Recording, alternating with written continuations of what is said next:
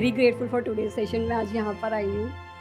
Sir मेरे साथ ये होता है कि मैं छोटी छोटी बातों पे क्राई करने लग जाती हूँ, और फैमिली में भी अगर किसी को कोई बात बताती हूँ जो बहुत ज़्यादा मुझे लगता है कि मुझे हॉन्ट कर रही है, तो समटाइम्स वो जब कोई भी कन्फ्लिक्ट्स रेज होते हैं ना, तो वो चीज़ें मुझे as a taunting loved one से जो भी है या क्लोज वन है, तो वो मुझे वो बातें बोलने लगते हैं। तो कैसे अपने आप को स्ट्रॉन्ग करना चाहिए? प्रॉब्लम को ना थोड़ा डीपली समझते हैं कि आप कह रहे हो कि इमोशनली प्रॉब्लम होती है, यानी इमोशनली अपने आप को कैसे कंट्रोल करें। So what do you mean by that? मतलब एग्जैक्टली होता क्या है? सर मुझे इमोशनली स्ट्रॉन्ग होना है एक्चुअली में। जो मुझे बात बात पे रोना आता है, अगर मैं इफ़ आई से समथिंग टू माय मदर, वो उन बातों को समझती हैं, बट वो मेरे लिए उस टाइम पे स्टैंड नहीं लेती है जहाँ पे लेना चाहिए। और सेम ही ऐसे ही होता है, अगर कोई क्लोज वन है, कोई फ्रेंड है, उनसे कोई बात शेयर करते हैं, तो वो भी कहीं ना कहीं उस चीज़ों को ना सर टॉन्ट करते हैं that you are going through this.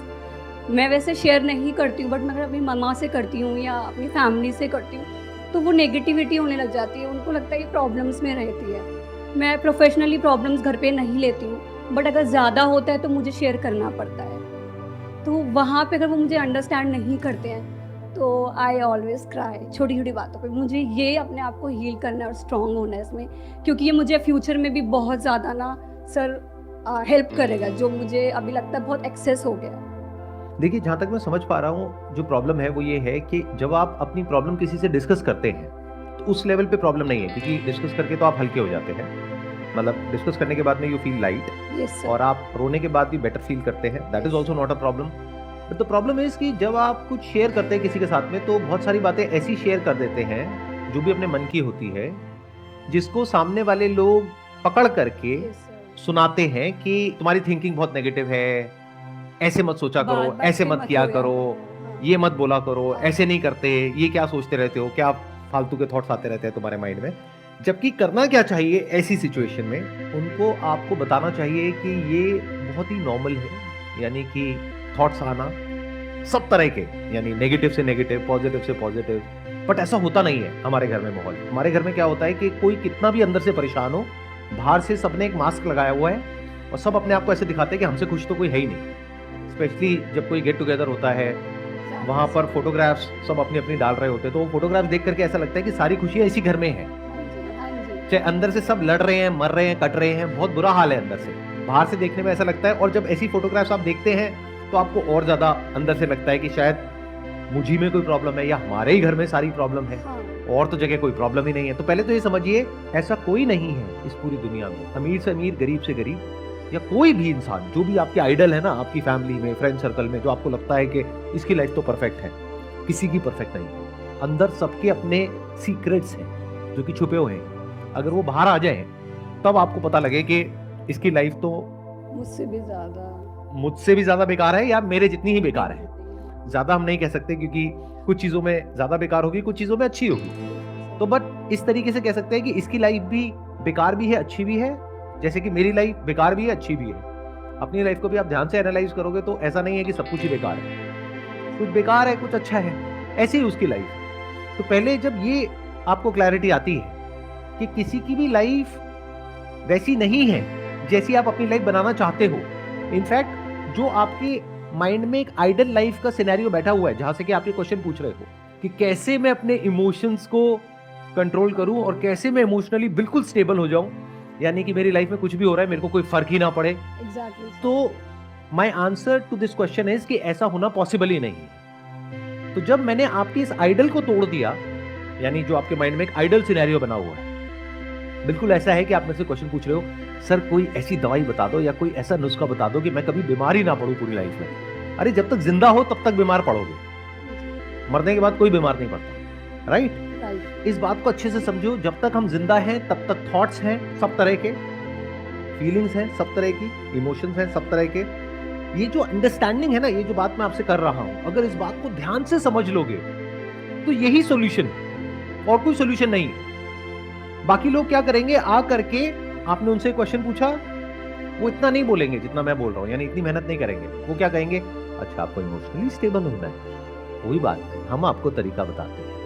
आपके आसपास में कहीं पर भी कुछ भी हो रहा है, अपने मन को शांत रखिए। क्या बकवास बात है।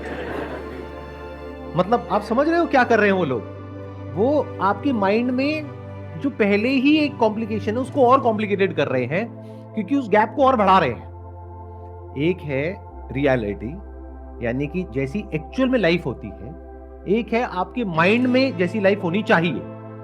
तो लोग क्या करते हैं, जो बारीकी से लाइफ को नहीं समझते हैं या रियलिटी के बेस पे बात नहीं करते हैं, वो इस गैप को और बढ़ा देते हैं। ध्यान से समझो मेरी इस बात को कि ये जो एक परफेक्ट लाइफ की इमेजिनेशन है आपके माइंड में, इसको तोड़ दो। सबसे पहले तो पहले रियलिटी को एज इट इज देख लो। वो क्या है कि ये प्रॉब्लम कभी भी सॉल्व नहीं होने वाली, नंबर 1।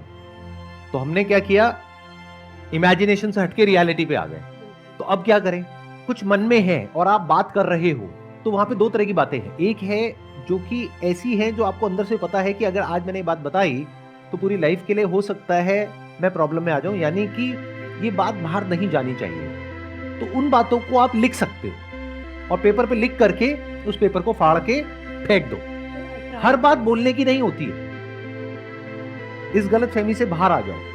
मतलब हमें ये लगता है कि जो भी हमारे मन में आ रहा है वो बोलना चाहिए। ऐसा नहीं है, क्योंकि आप तो बोल दोगे लेकिन प्रेशर सामने वाले पे क्रिएट हो जाएगा। इनफैक्ट अगर एक्चुअल में आप सामने वाले से प्यार करते हो तो बहुत सारी बातें नहीं बोलनी होती, क्योंकि आप तो बोल करके अपना मन हल्का कर लोगे, बट आपकी जो मदर है उनके माइंड में एक हैवीनेस आ जाएगी कि मेरी बेटी के साथ में पता नहीं क्या हो रहा है, और फिर वो रिएक्ट करने लग जाएंगे और अब आपको उस रिएक्शन से प्रॉब्लम है। अरे तो बोलो ही मत ऐसी बातें।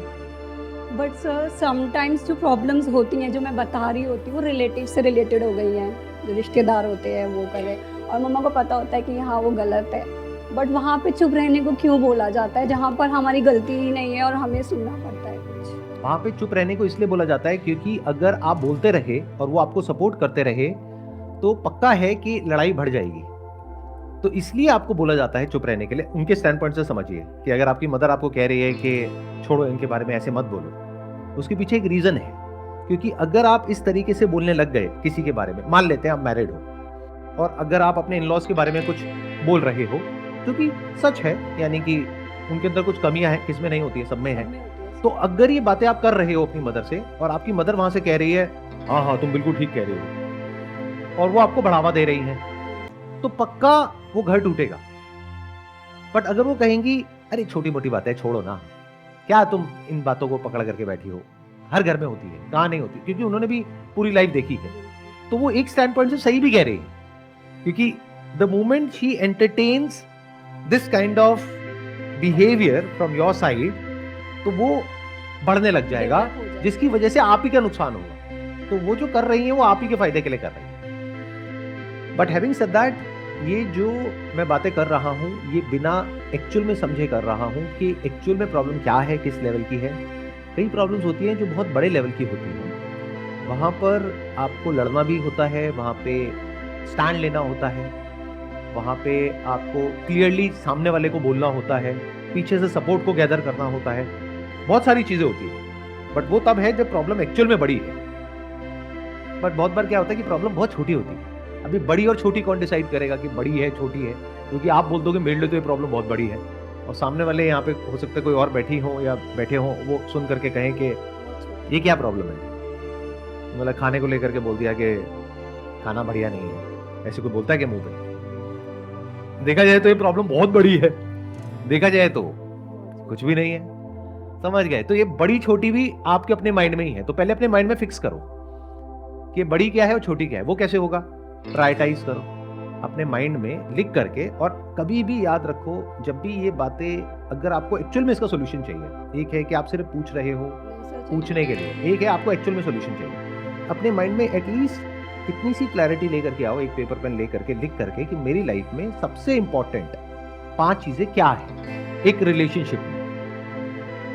तो अगर वो आपको क्लियर है, तो अगर उस पर कॉम्प्रोमाइज हो रहा है तब आपको लड़ना है। बट अगर बाकी की 100 चीजें हैं तो आपको इग्नोर करना है। इसका उल्टा होता है बहुत बार, क्योंकि ये क्लैरिटी है ही नहीं हमारे माइंड में। तो जो छोटी छोटी चीजें हैं उसके पीछे हम लड़ते रहते हैं, और जब कोई बड़ी चीज हो जाती है तो हमारे अंदर एनर्जी ही नहीं होती है लड़ने की, क्योंकि सारी एनर्जी उन छोटी छोटी लड़ाइयों पे निकल चुकी होती है। बहुत बार क्या होता है, मैंने देखा है घरों के अंदर सिचुएशंस होती है जहां पे लड़ना चाहिए और कोई लड़ ही नहीं रहा है, कोई कुछ कह ही नहीं रहा है, कोई बहुत बड़ी गड़बड़ हो रही है, सारे चुप बैठे हैं एज इफ कि कहीं कुछ हुआ ही नहीं। ऐसा क्यों होता है? क्योंकि हमें क्लैरिटी नहीं है कि क्या एक्चुअल में बड़ी प्रॉब्लम है और क्या ऐसी है जिसको इग्नोर करना चाहिए। और ये आपको खुद अपने लिए ही लिख करके क्लियर करनी होगी, क्योंकि हो सकता है मेरे लिए जो प्रायोरिटीज हो वो आपकी प्रायोरिटी से बिल्कुल अलग हो, किसी और की बिल्कुल अलग हो। कोई वर्किंग वुमेन है, उसकी अपनी अलग प्रायोरिटीज है मैरिज के बाद में, कोई वर्किंग नहीं है तो उसकी अपनी अलग प्रायोरिटीज है। तो वो क्लियरली डिफाइन करना होता है और लिख करके करना होता है, क्योंकि माइंड में करोगे तो उलझ जाओगे और फिर आप एक लूप में चले जाओगे जिसको ओवर थिंकिंग कहते हैं। बार बार एक ही चीज सोचते रहोगे और उसमें से बहुत सारी चीजें ऐसी होंगी जिसका रियलिटी से कोई कनेक्शन ही नहीं होगा, कुछ भी इमेजिन कर रहे हो। अच्छा उसने ऐसा बोल दिया, इसका मतलब ये तो नहीं है, कहीं वो ऐसा तो नहीं सोच रहा है, कहीं वो ऐसा तो नहीं सोच रही। आपको कैसे पता वो कैसा सोच रहे हैं? उनसे फोन करो, क्लियर करो कि भाई आप ऐसा सोच रहे हो क्या। ये getting where I am coming from, कि मतलब लाइफ को थोड़ा सा सिंप्लीफाई करो, प्रॉपर ऑर्डर में लेकर के आओ, चीजों को क्लियर करो कि अपने लिए इंपॉर्टेंट क्या है और नॉन इंपॉर्टेंट क्या है। ये बहुत जरूरी है लाइफ में करना, जो हम कभी नहीं करते। आप अंदर से परेशान हो पूरी लाइफ के लिए, लेकिन आपको ये तक पता नहीं है क्यों परेशान हो। क्यों नहीं पता? बिकॉज कभी आपने फिगर आउट ही नहीं किया कि एक्चुअल में आपके लिए सबसे इंपॉर्टेंट क्या है लाइफ में। जैसे कोई इंसान हो सकता है, एक एग्जांपल देता हूं, आप जॉब कर रहे हो, किसी इंसान के लिए इंपॉर्टेंट है फ्रीडम। 24 घंटे मेरे सर पे कोई ना बैठा रहे या बैठी रहे कि तुम्हें ये करना है, तुम्हें वो करना है, मेरे को ऐसा पसंद नहीं है। ये हो सकता है एक पर्सनैलिटी को। दूसरी है जो कहती है कि मुझे फ्रीडम नहीं चाहिए, मुझे सिक्योरिटी चाहिए। मुझे कुछ भी बोलते रहो, मैं एक कान से सुनती हूँ, दूसरे से निकाल देती हूँ। मुझे सिक्योरिटी चाहिए कि ये जॉब अगले 20 साल तक, 30 साल तक कहीं जाने वाली नहीं। तो दोनों अलग अलग हो गए ना बिल्कुल ही। अब अगर उनको खुद ही नहीं समझ आ रहा है कि हम कैसे हैं, तो हो सकता है वो दोनों जहां होने चाहिए वहां नहीं है और परेशान है, लेकिन उन्हें समझ ही नहीं आ रहा कि हम परेशान क्यों, क्योंकि वो उनकी पर्सनालिटी से मैच नहीं हो रहा। बिल्कुल ऐसा है जैसे कोई मछली है, वो हवा में कहीं उड़ने की कोशिश कर रही है, बार बार ऊपर जाती है, फिर नीचे आती है, फिर ऊपर जाती है। यही उसकी परेशानी का कारण है। अगर वो समझ जाए वो मछली है, चुपचाप पानी में रहे, कोई दिक्कत ही नहीं है।